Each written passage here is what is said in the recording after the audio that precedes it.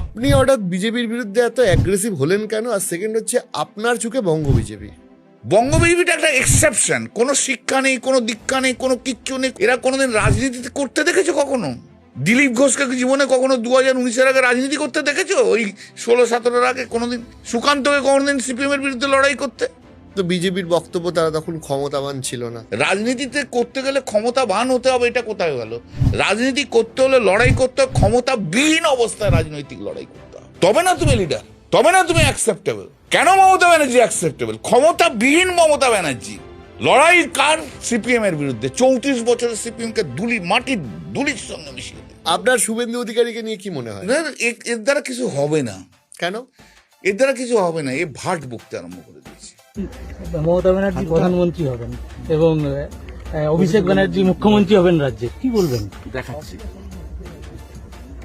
কবে প্রধানমন্ত্রী হবে। এই যে স্যান্ডোগেঞ্জি না, এখানে যেদিন বুক পকেট লাগবে সেদিন প্রধানমন্ত্রী। ওরা আজকে রাজনৈতিক চিন্তা ভাবনা থেকে অনেক হাজার কিলোমিটার দূরে চলে গেছে, হাজার কিলোমিটার দূরে চলে গেছে।